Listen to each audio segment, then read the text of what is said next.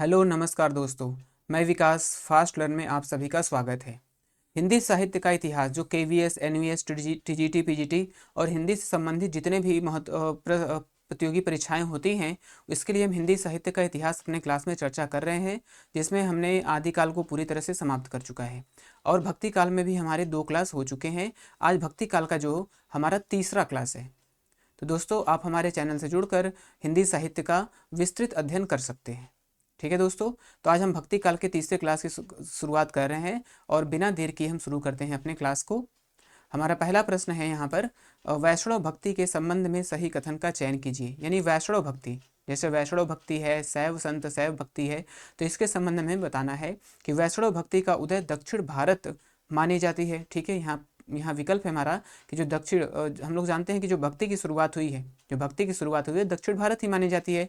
तो यहाँ पर हमारा पहला विकल्प क्या है, सही है कि वैष्णव भक्ति का उदय दक्षिण भारत मानी जाती है। वैष्णव भक्ति का आधार ग्रंथ भागवत महापुराण, यानी वैष्णव भक्ति के जो आधार ग्रंथ है वो भागवत महापुराण को माना जाता है। ये भी विकल्प हमारा सही है। वैष्णव भक्ति के आदि आचार्य रामानुजाचार्य माने जाते हैं। वैष्णव भक्ति के जो आदि आचार्य हैं वो रामानुजाचार्य माने जाते हैं। ये भी हमारा विकल्प सही है। तो वैष्णव भक्ति के संबंध में ये सारे उपर्युक्त सभी ये सारे कथन हमारे सही हैं। तो ये प्रश्न जो है अलग अलग फॉर्म में भी आ सकता है। ठीक है दोस्तों, तो हमने एक ही प्रश्न में इन सभी को शामिल कर लिया है। इसको हमें अलग अलग प्रश्न में भी ये पूछी जा सकती है। आगे प्रश्न है हमारा, रुद्र संप्रदाय के आदि प्रवर्तक हैं विष्णु स्वामी, वल्लभाचार्य, सूरदास और नरहरिदास। तो जो विष्णु संप्रदाय है, विष्णु संप्रदाय के जो आदि प्रवर्तक हैं वो विष्णु स्वामी जी हैं। ठीक है, विष्णु स्वामी जी रुद्र संप्रदाय के आदि प्रवर्तक हैं। लेकिन कुछ विद्वान जो है, कुछ विद्वानों द्वारा वल्लभाचार्य जी को भी क्या है, रुद्र संप्रदाय का प्रवर्तक माना जाता है। लेकिन जो अगर आदि प्रवर्तक की हम बात करें तो ये विष्णु स्वामी जी होंगे। आगे प्रश्न है हमारा, शंकराचार्य के संबंध में सही कथन का चयन कीजिए। यानी शंकराचार्य के संबंध में बताना है कि कौन सा कथन सही है। इनके गुरु गोविंद योगी थे, यानी जो शंकराचार्य के गुरु थे वो गोविंद योगी थे। कुछ विद्वान इन्हें प्रच्छन्न बौद्ध भी कहते हैं, यानी शंकराचार्य को प्रच्छन्न बौद्ध के भी नाम से जाना जाता है। इनके द्वारा अद्वैत वेदांत और रामावत संप्रदाय, अद्वैत वेदांत की शुरुआत किसने किया था, शंकराचार्य जी के द्वारा किया गया है। और रामावत संप्रदाय की स्थापना किसने किया है, तो रामावत संप्रदाय की स्थापना भी शंकराचार्य जी के द्वारा हुआ है। तो यहाँ पर जो तीनों विकल्प हैं, यानी कि इनके गुरु योगी गोविंद योगी हैं, इनको शंकराचार्य जी को प्रच्छन्न बौद्ध भी कहा जाता है। अद्वैत वेदांत और रामावत संप्रदाय की स्थापना भी शंकराचार्य जी के द्वारा किया गया है। तो यहाँ पर हमारा ये सभी उपयुक्त हमारा क्या हो जाएगा, सभी हो जाएगा। अलवार भक्तों में डैश को राम भक्ति का प्रथम कवि माना जाता है। यानी जो अलवार संत यानी अलवार जो भक्त हैं, उसमें कौन जो कवि हैं जिनको राम भक्ति का प्रथम कवि माना जाता है। राम भक्ति का जो प्रथम कवि है, अलवार संतों में की बात कर रहे हैं हम, यानी जो अलवार भक्त है उनमें से कौन राम भक्त के प्रथम कवि हैं, नम्न अलवार, सटकोप, अंडाल और पय अलवार। तो इसमें जो राम भक्ति के प्रथम कवि हैं वो है सटकोप। तो उत्तर हमारा क्या होगा, हमको अलवार भक्तों की बात कर रहे हैं यहाँ पे, जो अलवार भक्त हैं उनमें से राम भक्ति का जो प्रथम कवि है वो है सटकोप। तो उत्तर हमारा यहाँ पर सटकोप हो जाएगा। आगे प्रश्न है, राम भक्ति परंपरा का प्रथम आचार्य, राम भक्ति परंपरा के जो प्रथम आचार्य हैं, यानी राम भक्ति जो परंपरा हुई इसमें प्रथम आचार्य किसको माना जाता है, रंगनाथ मुनि जी को, सारंग या सांगनाथ को, कुलशेखर को या फिर भावानंद को। तो राम भक्ति परंपरा के जो प्रथम आचार्य हैं वो है आचार्य रंगनाथ मुनि। ठीक है दोस्तों, आचार्य रंगनाथ मुनि हैं। और जो आचार्य रंगनाथ मुनि हैं ये श्री संप्रदाय से भी संबंधित हैं। श्री संप्रदाय से भी रंगनाथ मुनि जी क्या हैं, संबंधित है। तो उत्तर हमारा यहाँ पर आचार्य रंगनाथ मुनि हो जाएगा। आगे प्रश्न है हमारा, डैश को शेष या लक्ष्मण का अवतार माना जाता है। यानी इनमें से किसे शेष या लक्ष्मण का, यानी पूछ सकता है कि इसमें कौन से जो विद्वान हैं या फिर जो संत हैं इनमें किसको शेष या लक्ष्मण का अवतार माना जाता है। रंगनाथ मुनि को, रामानुजाचार्य को, रामानंद को या फिर राघवाचार्य को। तो जो शेष या लक्ष्मण का अवतार माना जाता है वो माना जाता है रामानुजाचार्य को। तो उत्तर हमारा यहाँ पर क्या हो जाएगा दोस्तों, रामानुजाचार्य हो जाएगा। अगला प्रश्न है हमारा, मध्य युग की समग्र स्वाधीन चिंता के गुरु रामानंद ही थे। मध्य युग, यहाँ पर टाइपिंग एरर है, मध्य युग रहना चाहिए यहाँ पे, मध्य युग, मध्य युग की समग्र स्वाधीन चिंता के गुरु रामानंद ही थे, डैश की पंक्ति है। यानी ये पंक्ति किसके द्वारा कहा गया है कि मध्य युग की समग्र स्वाधीन चिंता के गुरु रामानंद ही थे। ये जो पंक्ति है किसके द्वारा कहा गया है? रामचंद्र शुक्ल, हजारी प्रसाद द्विवेदी, श्याम सुंदर दास और बच्चन सिंह। तो ये जो पंक्ति है ये कहा गया है डॉक्टर हजारी प्रसाद द्विवेदी के द्वारा। हजारी प्रसाद द्विवेदी ने कहा है कि मध्य युग की समग्र स्वाधीन चिंता के गुरु रामानंद ही थे। ठीक है दोस्तों, जो हजारी प्रसाद द्विवेदी हैं, रामानंद के जो गुरु हैं वो राघवानंद है। राघवानंद जी जो है, तो रामानंद के गुरु कौन है ये भी प्रश्न में आता है कि रामानंद के जो गुरु हैं वो राघवानंद हैं। और रामानंद को हजारी प्रसाद द्विवेदी क्या है? आकाश धर्मा गुरु भी कहते हैं। आकाश धर्मा गुरु, ये भी प्रश्न में आता है कि जो रामानंद है इन्हें आकाश धर्मा गुरु किसके द्वारा कहा गया है? तो आकाश धर्मा गुरु जो है वो हजारी प्रसाद द्विवेदी जी के द्वारा कहा गया है, और जो रामानंद के गुरु हैं वो गुरु राघवानंद है। ठीक है दोस्तों, तो उत्तर हमारा यहाँ पर क्या हो जाएगा? डॉक्टर हजारी प्रसाद द्विवेदी। आगे प्रश्न है, कहाँ जाइए हो धरी लागो रंग, मेरो चंचल मन भयो अपंग। ये पंक्ति किसकी है? यानी कि कहाँ जाइए हो धारी लागो रंग, मेरो चंचल मन भयो अपंग, ये किसके द्वारा कहा गया है? रंगनाथ मुनि के द्वारा, रामानुजाचार्य के द्वारा, रामानंद के द्वारा, या फिर राघवाचार्य के द्वारा। तो ये जो पंक्ति है ये रामानंद जी के द्वारा कही गई है। ठीक है दोस्तों, और रामानंद नहीं क्या है? रामावत संप्रदाय। रामावत संप्रदाय की स्थापना किसके द्वारा की गई थी? तो रामावत संप्रदाय की स्थापना भी रामानंद जी के द्वारा कही गई थी। और जो पंक्ति है, कहाँ जाइए हो धारी लागो रंग, मेरो चंचल मन भयो अपंग, ये पंक्ति जो प्रसिद्ध पंक्ति है ये भी रामानंद जी के द्वारा कही गई है। और रामावत संप्रदाय की स्थापना भी राघवानंद जी के द्वारा ही किया गया है। ठीक है दोस्तों, आगे प्रश्न है हमारा, वैष्णव मताब्ज भास्कर किस राम भक्ति संत के द्वारा रचित है या फिर कृत है? ये जो रचना है, यह ग्रंथ है, यह है वैष्णव मताब्ज भास्कर, किसके द्वारा लिखा गया है?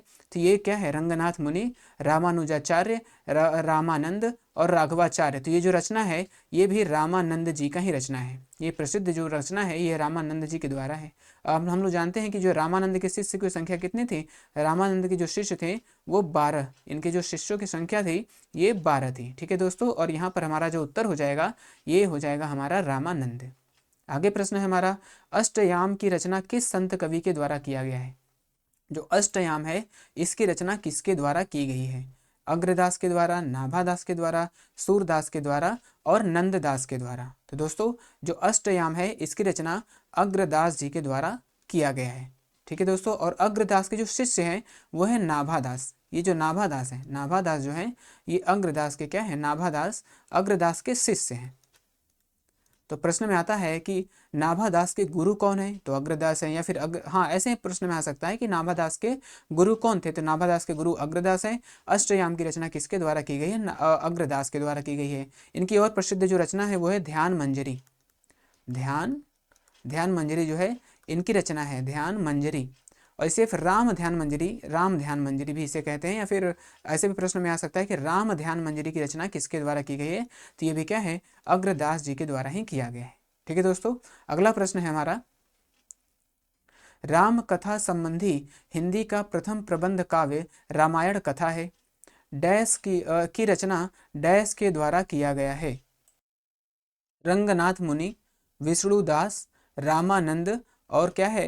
राघवाचार्य। ठीक है दोस्तों, तो यहाँ पर विकल्प जो क्या है? प्रश्न है हमारा कि राम कथा संबंधी हिंदी का प्रथम प्रबंध काव्य, राम कथा संबंधी हिंदी का प्रथम प्रबंध काव्य किससे संबंधित है? ये राम कथा संबंधित है। ठीक है दोस्तों, तो यहाँ पे हमें केवल ये नहीं देखना है कि हिंदी का प्रथम प्रबंध काव्य, ऐसा नहीं है, हमें राम कथा संबंधी की बात कर रहा है। तो राम कथा संबंधी हिंदी का प्रथम प्रबंध काव्य रामायण कथा है। ठीक है दोस्तों, तो हिंदी का जो राम कथा संबंधी प्रथम काव्य रामायण कथा है इसकी रचना किसके द्वारा की गई है? तो रंगनाथ मुनि, विष्णुदास, रामानंद और राघवाचार्य। तो इसकी जो रचना है वो की गई है विष्णुदास जी के द्वारा। ठीक है दोस्तों, तो उत्तर यहाँ पर हमारा क्या हो जाएगा? विष्णुदास हो जाएगा। आगे प्रश्न है हमारा, अंगद पैज किसकी महत्वपूर्ण कृति है? अंगद पैज किसकी महत्वपूर्ण कृति है? ईश्वरदास, अग्रदास, चतुर्भुज दास और नंददास। तो जो अंगद पैज रचना है, इसकी रचना किसके द्वारा की गई है? ईश्वर दास के द्वारा की गई है। ईश्वर दास की एक और भी महत्वपूर्ण रचनाएं हैं, जिनमें है इनकी भरत मिलाप, भरत मिलाप, भरत मिलाप है, और सत्यवती कथा, सत्यवती कथा, सत्यवती कथा क्या है? इनकी महत्वपूर्ण रचना है। और हजारी प्रसाद द्विवेदी, हम लोगों ने इसको पिछले क्लास में पढ़ा है, जो हजारी प्रसाद द्विवेदी हैं इन्हें प्रथम कवि मानते हैं। जो हजारी प्रसाद द्विवेदी के अनुसार ये क्या है? प्रथम कवि हजारी प्रसाद द्विवेदी ने प्रथम कवि, भक्ति के जो प्रथम कवि है हजारी प्रसाद द्विवेदी, ईश्वर दास को मानते हैं। इनकी जो रचना है भरत मिलाप है, सत्यवती कथा है, और अंगद पैच क्या है? ईश्वर दास की प्रमुख रचनाएं हैं। ठीक है दोस्तों, आगे चलते हैं। राम भक्ति शाखा के प्रतिनिधि कवि, राम भक्ति शाखा के प्रतिनिधि कवि कौन है? हमें बताना है। राम भक्ति शाखा के प्रतिनिधि कवि गोस्वामी तुलसीदास, अग्रदास, सुंदरदास और नरहरिदास। तो जो राम भक्ति शाखा के जो प्रतिनिधि कवि हैं, यानी राम भक्ति शाखा में जो सबसे महत्वपूर्ण कवि हैं, वो हैं कौन है? गोस्वामी तुलसीदास। तो उत्तर हमारा क्या हो जाएगा? उत्तर हमारा यहाँ पर गोस्वामी तुलसीदास हो जाएगा। जो नरहरिदास है, ये नरहरिदास है, फिर नरहरियानंद भी नाम इनका मिलता है कहीं कहीं। तो गोस्वामी तुलसीदास के क्या हैं? ये गुरु हैं, गोस्वामी तुलसीदास के गुरु हैं। और जो गोस्वामी तुलसीदास का जन्म है वो बांदा जिले, बांदा के राजापुर नामक ग्राम में हुआ था। तो ये तो हम लोग जानते हैं कि राजापुर नामक ग्राम में हुआ था, लेकिन और जो अनेक विद्वान हैं इनका जो जन्म स्थान है अलग अलग जगहों पे मानते हैं। तो बांदा जिले के राजापुर ग्राम में इनका जन्म स्थान किसके द्वारा माना गया है? तो ये शुक्ल जी, जो रामचंद्र शुक्ल जी हैं, वो इनका जो जन्म है, तुलसीदास जी का जो जन्म है वो क्या है? बांदा के राजापुर ग्राम में मानते हैं। ठीक है दोस्तों, आगे प्रश्न है हमारा, किस संत कवि ने तुलसीदास जी को कली काल का वाल्मीकि की उपाधि से अभिहित किया? यानी तुलसीदास जी को कली काल का वाल्मीकि किसके द्वारा कहा गया है? नाभादास के द्वारा, ग्रियर्सन के द्वारा, रामचंद्र शुक्ल के द्वारा, या फिर स्मिथ के द्वारा? तो जो तुलसीदास है, यानी कि प्रश्न ऐसे भी आ सकता है कि कली काल का वाल्मीकि किसे कहा जाता है? बस ऐसे भी ऐसे भी प्रश्न आ सकता है। तो कली काल का वाल्मीकि किसे कहा गया है? वो तुलसीदास जी के द्वारा कहा गया है। और किसके द्वारा कहा गया है? तो ये नाभादास ने तुलसीदास जी को कली काल का वाल्मीकि कहा है। अगर यहाँ पे ग्रियर्सन की बात करें, ग्रियर्सन क्या कहते हैं? बुद्ध देव के बाद, ग्रियर्सन जो है ये कहते हैं बुद्ध देव के बाद सबसे बड़े लोकनायक, यानी सबसे बड़े जो क्या थे ये लोकनायक, जो ग्रियर्सन है ये तुलसीदास जी को कहते हैं कि बुद्ध देव के बाद सबसे बड़े जो लोकनायक हैं वो तुलसीदास जी हैं। और रामचंद्र शुक्ल कहते हैं कि हिंदी काव्य की प्रौढ़ता का युग का आरंभ होता है। यानी इन्होंने रामचंद्र शुक्ल जी ने क्या कहा है तुलसीदास को कि इनके समय से क्या है? हिंदी काव्य की प्रौढ़ता के युग का आरंभ होता है। और जो स्मिथ है ये कहते हैं कि मुगल काल के सबसे महान व्यक्ति, मुगल काल के सबसे, ये सारे ही अच्छे अच्छे प्रश्न हैं हमारे, मुगल काल, ये सारे ही पंक्ति पूछ सकते हैं, मुगल काल के सबसे महान व्यक्ति। ठीक है दोस्तों, तो यहाँ पर हमारे 4 प्रश्न बनने की संभावना है। क्या है कि पहले तुलसीदास को कली काल का वाल्मीकि किसके द्वारा कहा गया है? तो नाभादास के द्वारा कहा गया है। बुद्ध देव के बाद, यानी बुद्ध देव के बाद जो सबसे बड़े लोक नायक हैं, ये तुलसीदास जी को किसने कहा है? तो ये ग्रियर्सन के द्वारा कहा गया है। रामचंद्र शुक्ल ने क्या कहा है तुलसीदास जी के बारे में? कि हिंदी काव्य की प्रौढ़ता के युग का आरंभ, हिंदी काव्य के प्रौढ़ता के युग का आरंभ तुलसीदास जी से माना जाता है, ये रामचंद्र शुक्ल जी के द्वारा कहा गया है। और स्मिथ हैं, इसमें जो तुलसीदास जी के बारे में कहते हैं कि मुगल काल के सबसे महान व्यक्ति, यानी मुगल काल के सबसे महान व्यक्ति किसे कहा गया है? तुलसीदास जी को कहा गया है। और किसके द्वारा कहा गया है? तो ये कहा गया है हमारा किसके द्वारा? स्मिथ के द्वारा कहा गया है। ठीक है दोस्तों, तो उत्तर हमारा यहाँ जो प्रश्न है कली काल का वाल्मीकि किसके द्वारा कहा गया है? तो ये नाभादास के द्वारा कहा गया है। आगे प्रश्न है हमारा, गोस्वामी तुलसीदास जी को मानस का हंस किसके द्वारा कहा गया है? यानी इनको मानस का हंस भी कहा गया है। तो किसके द्वारा कहा गया है? डॉक्टर नगेंद्र के द्वारा, हजारी प्रसाद द्विवेदी के द्वारा, रामविलास शर्मा के द्वारा और अमृतलाल नागर के द्वारा। तो जो मानस का हंस है तो तुलसीदास जी को किसने कहा है? तो ये कहा है अमृतलाल नागर। अमृतलाल नागर जो है तुलसीदास जी को मानस का हंस कहते हैं। रामविलास शर्मा की बात करें तो ये तुलसीदास को जाति कवि कहते हैं। ये तुलसीदास को क्या है, जाति कवि कहते हैं। ठीक है दोस्तों, तो यहाँ पर मानस का हंस किसके द्वारा कहा गया है, तो ये अमृतलाल नागर के द्वारा कहा गया है। और रामविलास शर्मा ने तुलसीदास को जाति कवि की उपाधि दी है या फिर इनको जाति कवि कहा है। तो हमारे इस तरह से प्रश्न में घुमा के जाति कवि किसको कहा जाता है, किसने कहा है, मानस का हंस किसको कहा जाता है, किसने कही, ऐसे प्रश्न बहुत सारे बन सकते हैं। ठीक है दोस्तों, आगे प्रश्न पर चलते हैं हम अपने। सुरतीय नरतीय नागतीय सब चाहती असी होए, सुरतीय नरतीय नागतीय सब चाहती असी होए, गोद लिए हुलसी फिरे तुलसी सो सुत होए। ये पंक्ति किसके द्वारा कही गई है, सुरतीय नरतीय नागतीय सब चाहती असी होए, गोद लिए हुलसी फिरे तुलसी सो होए, किसके द्वारा कहा गया है, तुलसीदास जी के द्वारा, रहीम दास के द्वारा, सुंदर दास के द्वारा या फिर नंददास के द्वारा। तो ये जो पंक्ति प्रसिद्ध पंक्ति है, ये पंक्ति कही गई है रहीम दास के द्वारा। ये प्रसिद्ध पंक्ति हमें याद रखना है, ये रहीम दास जी के द्वारा कही गई है। ठीक है दोस्तों, आगे प्रश्न है हमारा, निम्न में से डैश रचना तुलसीदास जी के द्वारा कृत है। तुलसीदास जी की कौन कौन सी रचनाएं हैं, तुलसीदास की जो रचनाएं हैं ये 12, इनकी कुल 12 रचनाओं को मान्यता मिला है, यानी 12 रचनाएं इनकी मान्य हैं या फिर तुलसीदास जी की कुल 12 रचनाओं को माना जाता है। तो इसमें रामचरितमानस की जो भाषा है वो अवधी भाषा है।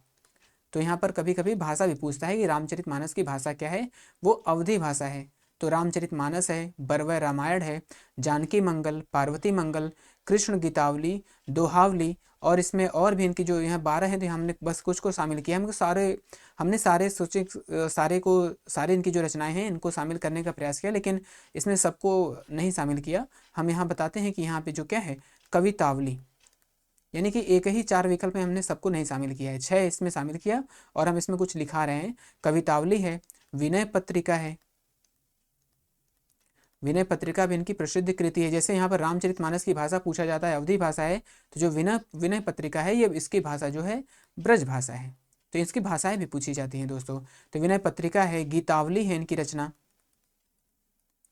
रामलला नछऊ है, रामलला नछऊ है, रामाज्ञा प्रश्नावली है, रामाज्ञा प्रश्नावली है, और वैराग्य संदीपनी इन्हीं की सारी रचनाएं हैं। तो इनकी सारी रचनाएं रामचरितमानस, बरवय रामायण, जानकी मंगल, पार्वती मंगल, कृष्ण गीतावली, दोहावली, सारे इनकी महत्वपूर्ण रचनाएं हैं। कवितावली है, विनय पत्रिका जो ब्रज भाषा में लिखी गई है, गीतावली है, रामलला नछऊ है, रामाज्ञा प्रश्नावली और वैराग्य संदीपनी, ये सारी जो रचनाएं हैं तुलसीदास जी की अत्यंत महत्वपूर्ण रचनाएं हैं। ठीक है दोस्तों, तो उत्तर हमारा यहाँ पर क्या हो जाएगा, उत्तर हमारे यहाँ पर सभी हो जाएगा। आगे प्रश्न है हमारा, तुलसीदास जी द्वारा कृत डैश इनकी प्रथम रचना एवं डैश इनकी अंतिम रचना मानी जाती है। इनकी जो प्रथम रचना है वो कौन मानी जाती है, जो अंतिम रचना है वो कौन मानी जाती है। तो तुलसीदास जी जो पहली रचना है ये है वैराग्य संदीपनी, ये क्या है, वैराग्य संदीपनी। और जो अंतिम रचना है वो है कवितावली, वो दोस्तों क्या है, कवितावली। तो उत्तर हमारा क्या हो जाएगा, वैराग्य संदीपनी और कवितावली। तो तुलसीदास जी कृत वैराग्य संदीपनी इनकी पहली रचना है और जो इनकी अंतिम रचना है वो क्या है, कवितावली। ठीक है दोस्तों, लेकिन यहाँ पर कुछ विद्वान ऐसे हैं जो तुलसीदास जी की जो पहली रचना है उसको रामलला नछऊ को मानते हैं, रामलला नछऊ को मानते हैं कि तुलसीदास जी की पहली की। लेकिन यहाँ पर ज़्यादातर जो मान्य है वो है क्या, इनकी पहली रचना वैराग्य संदीपनी और जो अंतिम रचना है वो है कवितावली। ठीक है दोस्तों, आगे प्रश्न पर चलते हैं हम अपने। आचार्य रामचंद्र शुक्ल जी के द्वारा तुलसीदास जी के किस कृति को लोक मंगल की साधना अवस्था की काव्य माना जाता है। यानी रामचंद्र जो शुक्ल जी हैं वो तुलसीदास जी की किस रचना को लोक मंगल की साधना अवस्था का काव्य मानते हैं। विकल्प है हमारा रामचरितमानस, अग्नि परीक्षा, विनय पत्रिका और रामाज्ञा प्रश्न या रामाज्ञा प्रश्नावली। तो यहाँ पर लोक मंगल की जो साधना अवस्था है, लोक मंगल की जो साधना अवस्था है ये रामचरितमानस को कहा गया है। ठीक है दोस्तों, तो उत्तर हमारे यहाँ पर क्या हो, आचार्य रामचंद्र शुक्ल ने, यानी शुक्ल जी ने किसे लोक मंगल की साधना अवस्था किसे माना है, तो रामचरितमानस को माना है। ठीक है दोस्तों, जो तुलसीदास की जो ये रचना है रामाज्ञा प्रश्न, ये एक ज्योतिष ग्रंथ है, ये भी हमें ध्यान रखना है, क्या है, ये एक ज्योतिष ग्रंथ है। तो जो रामाज्ञा प्रश्न है ये तुलसीदास जी की एक ज्योतिष ग्रंथ है, लेकिन उत्तर हमारा यहाँ पर क्या होगा, उत्तर हमारा यहाँ पर रामचरितमानस होगा। आगे प्रश्न है, तुलसीदास कृत रामचरितमानस के किस खंड को हृदय स्थल या हृदय कांड की संज्ञा दी गई है? यानी जो रामचरितमानस में कांड कितने हैं, तो रामचरितमानस में 7 कांड की चर्चा की गई है। 7 कांड में जो हृदय कांड, इसे हृदय कांड या फिर किस कांड को हृदय स्थल कहा जाता है, तो वो कहा जाता है अयोध्या कांड को। यानी कि रामचरितमानस का जो हृदय स्थल है वो अयोध्या कांड को कहा जाता है। और रामचरितमानस में जो 7 कांड है, तो उसमें जो पहला कांड है, जो प्रथम कांड है वो बाल कांड है।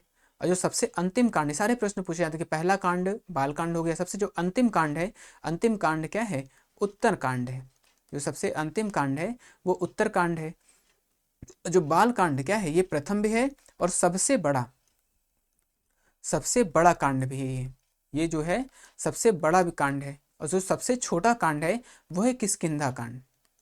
जो सबसे छोटा कांड है वो है किष्किंधा कांड। ठीक है दोस्तों, तो बाल कांड प्रथम और सबसे बड़ा है। उत्तर कांड क्या है? सबसे अंतिम यानी सबसे लास्ट वाला कांड है। और किष्किंधा कांड क्या है? सबसे छोटा कांड है। और आगे हमारा ये प्रश्न एक यहाँ पर और है कि जो रामचरितमानस तुलसीदास जी द्वारा सबसे पहले किसे सुनाया गया था? तो रामचरितमानस तुलसीदास जी ने सबसे पहले रसखान को सुनाया था। ठीक है, तो रामचरितमानस को तुलसीदास जी के द्वारा सबसे पहले किसे सुनाया गया था? तो उत्तर हमारा क्या हो जाएगा यहाँ पे? रसखान। इस प्रश्न का जो उत्तर है वो है अयोध्या कांड। तो ये सारे जो प्रश्न हमने चर्चा किए हैं सारे ही अत्यंत महत्वपूर्ण प्रश्न हैं। आगे प्रश्न है हमारा, गोस्वामी तुलसीदास जी को अनुप्रास का बादशाह किसके द्वारा कहा गया है? यानी अनुप्रास का बादशाह गोस्वामी तुलसीदास जी को किसके द्वारा कहा गया, हमें ये बताना है। उदय भानु सिंह के द्वारा, आचार्य रामचंद्र शुक्ल के द्वारा, बच्चन सिंह के द्वारा, या फिर लाला भगवान दीन के द्वारा? तो क्या है? गोस्वामी तुलसीदास जी को अनुप्रास का बादशाह किसने कहा है? तो ये कहा है रामचंद्र शुक्ल ने। दोस्तों क्या कहा है? रामचंद्र शुक्ल ने जो है गोस्वामी तुलसीदास को अनुप्रास का बादशाह कहा है। और उदय भानु सिंह जो गोस्वामी तुलसीदास है, इन्हें उत्प्रेक्षा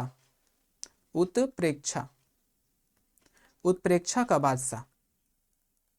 ये सारे ही प्रश्न पूछे जाते हैं कि उत्प्रेक्षा का बादशाह। तो यहाँ से प्रश्न ऐसे भी हो सकता है कि उत्प्रेक्षा का बादशाह तुलसीदास जी को किसके द्वारा कहा गया है? तो उदय भानु सिंह के द्वारा कहा गया है। अनुप्रास का बादशाह किसने कहा है? तो रामचंद्र शुक्ल जी ने कहा है। बच्चन सिंह और लाला भगवान दीन, ये दोनों लोग क्या है? तुलसीदास जी को रूपक का बादशाह कहते हैं। तो यहाँ पर जो हमारा अनुप्रास का बादशाह है ये किसके द्वारा कहा गया है? तो ये कहा गया है आचार्य रामचंद्र शुक्ल के द्वारा कहा गया है। तो उत्तर हमारा यहाँ पर 2 हो जाएगा। कविता करके तुलसी न लसे, ये अगला प्रश्न है हमारा। कविता करके तुलसी न लसे, कविता पा लसी तुलसी की कला। ठीक है दोस्तों, काफी महत्वपूर्ण पंक्ति है ये। कविता करके तुलसी न लसे, कविता पा लसी तुलसी की कला किसके द्वारा कहा गया है? तो तुलसी जी के संबंध में यह पंक्ति किसके द्वारा कही गई है?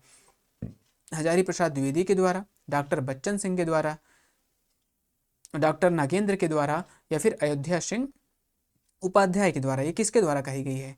तो जो उत्तर होगा यहाँ पर अयोध्या सिंह उपाध्याय, यानी ये जो पंक्ति है प्रसिद्ध पंक्ति अयोध्या सिंह उपाध्याय जी के द्वारा कही गई है। ठीक है दोस्तों, आगे प्रश्न पर चलते हैं हम अपने। भक्तमाल की रचना किस संत कवि के द्वारा की गई है? यानी भक्तमाल की रचना किसके द्वारा की गई है? तुलसीदास, अग्रदास, नाभादास और फिर सूरदास? तो जो भक्तमाल की रचना है ये किया गया है नाभादास के द्वारा। ठीक है दोस्तों, ये नाभादास के द्वारा किया गया है। जो नाभादास थे वो इनके जो गुरु थे, इनके गुरु कौन थे? अग्रदास। हम लोग अभी आगे पढ़े हैं कि इनके जो गुरु हैं वो कौन थे? वो अग्रदास इनके गुरु थे। ठीक है दोस्तों, तो उत्तर हमारा क्या हो जाएगा यहाँ पे? नाभादास हो जाएगा। अष्टयाम की रचना भी ऊपर अभी हाँ शायद नाभादास हम लोग प्रश्न में इसमें शामिल किया था। अष्टयाम की रचना भी क्या है? नाभादास के द्वारा किया गया है। ठीक है दोस्तों, तो आगे प्रश्न है हमारा। अवधपुरी की शोभा जैसी कहीं नहीं शेष श्रुति तैसी, अवधपुरी की शोभा जैसी कहीं नहीं शेष श्रुति तैसी किस संत कवि की ये काव्य पंक्ति है? तुलसीदास, अग्रदास, नाभादास और सूरदास। ठीक है दोस्तों, तो अवधपुरी की शोभा जैसी कहीं नहीं शेष श्रुति तैसी, ये जो पंक्ति है ये पंक्ति क्या है? नाभादास जी के द्वारा लिखी गई है। और ये जो पंक्ति है ये अष्टयाम, ये पंक्ति अष्टयाम से ली गई है। ये पंक्ति क्या है? अष्टयाम की पंक्ति है। अवधपुरी की शोभा जैसी कहीं नहीं शेष श्रुति तैसी, ये नाभादास की पंक्ति है। नाभादास को नारायण दास, नाभादास को नारायण दास किसने कहा है? ग्रियर्सन, यानी जो ग्रियर्सन है वो नाभादास को नारायण दास कहते हैं।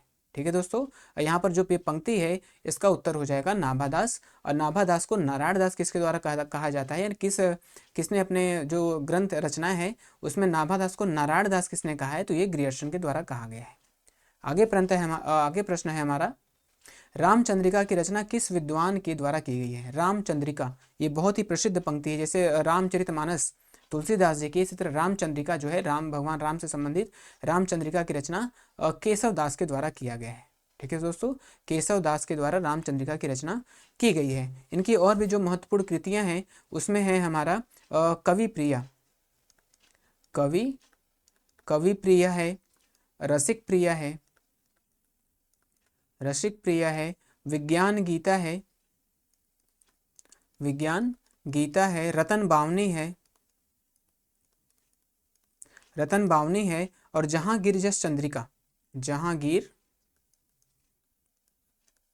जस चंद्रिका, ये सारी इन्हीं की रचनाएं हैं। तो केशव दास की जो रामचंद्रिका वो एक महत्वपूर्ण रचना है। इसमें कवि प्रिया, रसिक प्रिया भी इनकी महत्वपूर्ण रचनाएं हैं, जिसमें विज्ञान गीता है, रतन बावनी है और जहांगीर जस चंद्रिका, ये सारी महत्वपूर्ण रचनाएं हैं। और सारी रचनाएं किसकी है? केशव दास की है। ठीक है दोस्तों, केशव दास को वेदांती मिश्र, यानी केशव दास को वेदांती मिश्र, वेदांती मिश्र उपनाम से भी जाना जाता है। यानी कि वेदांती मिश्र किसका उपनाम है? अगर प्रश्न में पूछता है कि वेदांती मिश्र किसका उपनाम है, तो ये केशव दास जी को वेदांती मिश्र उपनाम से जाना जाता है। उनकी जो रचनाएं, ये सारी महत्वपूर्ण रचनाएं हैं, इसे हमें ध्यान में रखना है। ठीक है दोस्तों, आगे चलते हैं प्रश्न पर। निम्नलिखित में से किन विद्वान के द्वारा केशव दास को हिंदी में रीति काव्य का प्रवर्तक, यानी रीति काव्य का प्रवर्तक किसके द्वारा माना गया है? केशव दास जी को, यानी केशव दास जी को रीति काव्य कहा गया, हाँ, रीति काव्य का प्रवर्तक किनके द्वारा माना गया है? आचार्य विश्वनाथ प्रसाद मिश्र के द्वारा, आचार्य विश्वनाथ प्रसाद मिश्र के द्वारा, और डॉक्टर नगेंद्र के द्वारा, गणपति चंद्र गुप्त के द्वारा, सभी लोगों के द्वारा। तो ये सारे विद्वान यानी विश्वनाथ प्रसाद मिश्र, डॉक्टर नगेंद्र, गणपति चंद्र गुप्त और सभी लोग, यानी ये सारे लोग जो है केशव दास को हिंदी में रीति काव्य का प्रवर्तक मानते हैं। ठीक है दोस्तों, और यहाँ पे जो शुक्ल जी हैं, अगर हम शुक्ल जी की बात करें तो शुक्ल जी ने अलंकारवादी कहते हैं। तो अलंकारवादी, प्रश्न हमारा हो सकता है क्या कि केशव दास जी को अलंकारवादी किसके द्वारा कहा गया है? तो वो आचार्य रामचंद्र शुक्ल जी के द्वारा कहा गया है। और केशव दास को हिंदी में रीति काव्य का प्रवर्तक किससे माना जाता है? तो इन तीनों लोग ही मानते हैं, विश्वनाथ प्रसाद, नगेंद्र और गणपति चंद्र गुप्त। तो इनमें से किसी अलग का भी नाम आ सकता है, किसी एक का भी नाम आ सकता है। तो ये तीनों नाम हमें ध्यान में रखने हैं। ठीक है दोस्तों, आगे प्रश्न है हमारा, यद्यपि सुजति सुलक्षणी, यद्यपि सुजति सुलक्षणी, सुवर्ण सरस सुवृत्त, भूषण बिनुन विराजयी, कविता बनिता मिथ्य। ठीक है दोस्तों, तो ये जो पंक्ति है बहुत ही महत्वपूर्ण पंक्ति है, प्रसिद्ध पंक्ति है कि भूषण बिनुन विराजयी, कविता बनिता मिथ्य, ये किसके काव्य पंक्तियां हैं? केशव दास, सूरदास, महाकवि भूषण रहना चाहिए यहाँ पे, महाकवि भूषण या फिर घनानंद। तो ये जो है भूषण बिनु न विराजयी, कविता वनिता मित्र जो पंक्ति है ये केशव दास की पंक्ति है। तो उत्तर हमारा क्या हो जाएगा? यहाँ पर केशव दास हो जाएगा। ठीक है दोस्तों, आगे प्रश्न पर चलते हैं हम। केशव दास को कठिन काव्य का प्रेत किस विद्वान के द्वारा कहा गया है? कठिन काव्य का प्रेत किसके द्वारा कहा गया है? आचार्य रामचंद्र शुक्ल के द्वारा, डॉक्टर विजयपाल सिंह के द्वारा, राम सूप चतुर्वेदी के द्वारा, इनमें से कोई नहीं। ठीक है दोस्तों, तो ये जो है यहाँ पे आचार्य रामचंद्र शुक्ल इन्हें कठिन काव्य का प्रेत कहते हैं। आचार्य रामचंद्र शुक्ल को कठिन काव्य का प्रेत किसके द्वारा कहा गया है? आचार्य रामचंद्र शुक्ल जी के द्वारा कहा गया है। और जो यहाँ पे विजयपाल सिंह है, विजयपाल सिंह केशव दास को क्या कहते हैं? तो विजयपाल सिंह जो केशव दास को क्या कहते हैं? कोर्ट का कवि, इन्हें कहते हैं कोर्ट का कवि। कोर्ट का कवि यानी कि केशव दास को कोर्ट का कवि किसके द्वारा कहा गया है? तो कोर्ट का कवि जो कहा गया है केशव दास को, वो डॉक्टर विजयपाल सिंह के द्वारा कहा गया है। ठीक है दोस्तों। राम स्वरूप चतुर्वेदी की अगर बात करें, राम स्वरूप चतुर्वेदी जो केशव दास की रचना क्या है, रामचंद्रिका। क्या है, रामचंद्रिका। केशव दास की जो रचना है रामचंद्रिका, उसको राम स्वरूप चतुर्वेदी ने क्या कहा है, छंदों का अजायब घर। छंदों का अजायब घर। ये सारे महत्वपूर्ण प्रश्न हैं। ठीक है दोस्तों। तो कठिन काव्य का प्रेत किसके कहा द्वारा किसने कहा है, किसको, केशव दास को। तो आचार्य रामचंद्र शुक्ल जी केशव दास को क्या है, कठिन काव्य का प्रेत कहते हैं। डॉक्टर विजय पाल सिंह ने केशव दास को कोर्ट का कवि कहा है। केशव दास को क्या कहा है, कोर्ट का कवि, और डॉक्टर विजय पाल सिंह ने कहा है।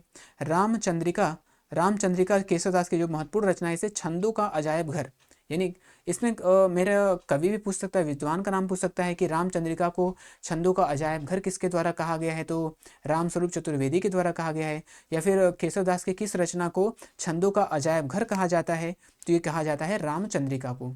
तो इस तरह से प्रश्न हमारे आ सकते हैं। आगे प्रश्न है हमारा, हिंदी के प्रथम अलंकार निरूपक आचार्य डैश को माना जाता है। ठीक है दोस्तों। हिंदी के जो प्रथम क्या है, अलंकार निरूपक आचार्य किसे माना जाता है, रहीमदास, तुलसीदास, सूरदास या फिर केशवदास को। तो हिंदी का जो प्रथम अलंकार निरूपक आचार्य हैं, ये भी केशवदास को माना जाता है। केशवदास को अलंकारों का बादशाह, केशवदास को अलंकारों का बादशाह कहा जाता है। तो प्रश्न में हमारा आ सकता है कि अलंकारों का बादशाह किसे कहा जाता है, तो अलंकारों का जो बादशाह है वो केशव दास को कहा जाता है। ठीक है दोस्तों। तो उत्तर हमारा क्या हो जाएगा यहाँ पे, केशव दास हो जाएगा। आगे प्रश्न है हमारा, कवित्त रत्नाकर की रचना किसके द्वारा की गई है। कवित्त रत्नाकर, कवित्त रत्नाकर जो महत्वपूर्ण कृति है, ये किसकी कृति है, सेनापति की, केशव दास की, तुलसीदास की या फिर नाभादास की। तो जो कवित्त रत्नाकर रचना है, यह है सेनापति की। ठीक है दोस्तों। तो उत्तर हमारा यहाँ पे क्या हो जाएगा, सेनापति हो जाएगा। इनकी जो एक अन्य महत्वपूर्ण रचना है वो है काव्य कल्प द्रुम। काव्य कल्प, काव्य कल्प द्रुम। तो सेनापति की जो रचनाएं हैं, एक है कवित्त रत्नाकर और एक दूसरा है इनका काव्य कल्प द्रुम। ये दोनों ही रचनाएं किसकी है, सेनापति की है। ठीक है दोस्तों। आगे प्रश्न है हमारा, रामचरितमानस पर प्रथम टीका किस विद्वान के द्वारा लिखा गया है। रामचरितमानस पर जो प्रथम टीका है, यानी रामचरितमानस रचना किसकी है, रामचरितमानस रचना जो अवधी भाषा में है, ये तुलसीदास जी की रचना है। इस पर प्रथम टीका किसके द्वारा किया गया है, या फिर प्रथम टीका किसके द्वारा लिखा गया है, केशवदास, रामचरण दास, प्राणचंद चौहान या फिर माधव दास चरण। तो रामचरितमानस पर जो प्रथम टीका लिखने वाले विद्वान हैं वो है रामचरण दास। ठीक है, यानी रामचरण दास ने रामचरितमानस पर सबसे पहले टीका लिखा है। ठीक है दोस्तों। तो उत्तर हमारा यहाँ पर रामचरण दास हो गया। आगे प्रश्न है हमारा, अयोध्या कांड की चित्रकूट सभा को किस विद्वान के द्वारा, यानी अयोध्या कांड की जो चित्रकूट सभा है, अगर हम अयोध्या कांड के बारे जिसको हम पढ़ते हैं कि रामचरितमानस का हृदय कांड किसे कहते हैं, तो अयोध्या कांड को ही कहा जाता है। इसमें अयोध्या कांड की जो चित्रकूट सभा वाली जो दृश्य है, या फिर यहाँ के जो वर्णन, चित्रकूट सभा का जो वर्णन किया गया है अयोध्या कांड में, को किस विद्वान के द्वारा एक आध्यात्मिक घटना कहा गया है। ठीक है दोस्तों। तो अयोध्या कांड की जो चित्रकूट सभा है, इसको किस विद्वान के द्वारा एक आध्यात्मिक घटना कहा गया है, हजारी प्रसाद द्विवेदी, बच्चन सिंह, रामचंद्र शुक्ल या फिर चतुरसेन शास्त्री। तो इसको आध्यात्मिक घटना किसने कहा है इसको रामचंद्र शुक्ल ने। तो उत्तर हमारा यहाँ पर रामचंद्र शुक्ल हो गया। आगे प्रश्न है, भक्तमाल पर रस बोधिनी नाम से टीका किसके द्वारा लिखा गया है। यहाँ पर एक तरह से दो प्रश्न हो गए कि भक्तमाल पर जो टीका लिखा गया है वो रस बोधिनी नाम से लिखा गया है। ठीक है दोस्तों। और दूसरा प्रश्न ये भी हो सकता है कि रस बोधिनी की रचना किसने की गई है, या फिर भक्तमाल, यहाँ पर जो प्रश्न है कि भक्तमाल पर रस बोधिनी नाम से टीका किसके द्वारा लिखा गया है, केशवदास, प्रियादास, ईश्वरदास या फिर यमुनादास। तो जो रस बोधिनी है ये इसकी रचना की गई है अब प्रियादास के द्वारा। तो उत्तर हमारा यहाँ पर प्रियादास हो जाएगा। ठीक है दोस्तों। आगे प्रश्न है हमारा, जाके प्रिय न राम बैदेही, जाके प्रिय न राम बैदेही, तजिए ताहि कोटि राम बैरिसम, यद्यपि परम स्नेही। यानी जाके प्रिय राम न बैदेही, यानी जिसके प्रिय राम न हो, जिसके प्रिय राम न हो, तजिए ताहि कोटि बैरिसम, उसको हमको बैरी यानी शत्रु की तरह त्याग देना चाहिए। यद्यपि परम स्नेही, ये मेरा प्रिय स्थित परम स्नेही, यानी मेरा प्रिय क्यों ना हो, लेकिन अगर राम का वो प्रिय नहीं है तो कितना भी मेरा प्रिय उसे मैं त्याग देना चाहिए। ये काव्य पंक्ति तुलसीदास जी द्वारा लिखी गई है। तो सबसे पहला ये हो गया कि ये जो पंक्ति है किसकी है, ये तुलसीदास की पंक्ति है। और ये किससे लिया गया है, यानी तुलसीदास जी की ये किस रचना में ये पंक्ति शामिल है, विनय पत्रिका में और रामचरितमानस में, गीतावली में, रामलला नछऊ में। तो ये जो पंक्ति शामिल है ये है विनय पत्रिका में। ठीक है दोस्तों, और जो विनय पत्रिका है इसकी भाषा क्या है, ब्रज भाषा है। हम लोगों ने ऊपर पढ़ा है कि इसकी भाषा क्या है, ब्रज भाषा है। विनय पत्रिका में ये शामिल है। ठीक है दोस्तों, आगे प्रश्न पर चलते हैं हम अपने। वाल्मीकि ने सर्वप्रथम नर काव्य का प्रवर्तन किया, डैश के द्वारा कहा गया है। ठीक है, वाल्मीकि ने सर्वप्रथम नर काव्य का प्रवर्तन किया। ठीक है दोस्तों, नर काव्य का प्रवर्तन सबसे पहले वाल्मीकि ने किया। ये किसके द्वारा कहा गया है, रविंद्रनाथ टैगोर, अयोध्या सिंह उपाध्याय, जयशंकर प्रसाद, इनमें से कोई नहीं। तो वाल्मीकि ने सर्वप्रथम नर काव्य का प्रवर्तन किया है, ये कहने वाले जो विद्वान हैं वो हैं रविंद्रनाथ टैगोर। ठीक है दोस्तों, तो यहाँ पर हमारा ये अच्छा एक प्रश्न और है हमारा, राजस्थान का कबीर या फिर राजस्थान का प्रथम संत किसे कहा गया है। राजस्थान का कबीर या फिर राजस्थान का प्रथम संत किसे कहा गया है या किसे कहा जाता है। तो राजस्थान का कबीर कौन है, या फिर राजस्थान का प्रथम संत जो है दादू दयाल, सुंदरदास, चैतन्य महाप्रभु, रज्जब अली खां। तो राजस्थान के जो प्रथम कबीर हैं वो दादू दयाल को कहा गया है, या फिर राजस्थान का प्रथम संत दादू दयाल को माना जाता है। ठीक है दोस्तों, तो अब यहाँ पर हमारा क्लास क्या हुआ, समाप्त हुआ। अभी हमारा एक क्लास लगभग अभी हम और एक क्लास अभी और शामिल करेंगे भक्ति काल से संबंधित, जिसके बाद हमारा भक्ति काल लगभग पूरा समाप्त हो जाएगा। यानी कि जो भी जितने भी हमको महत्वपूर्ण प्रश्न मिले हैं, हम पूरी तरह से तो नहीं कह सकते, लेकिन जितने भी हमको प्रश्न मिल रहे हैं या फिर हम जितने प्रश्न बनाने की कोशिश कर रहे हैं उनमें सबको हमने शामिल करने का प्रयास किया है।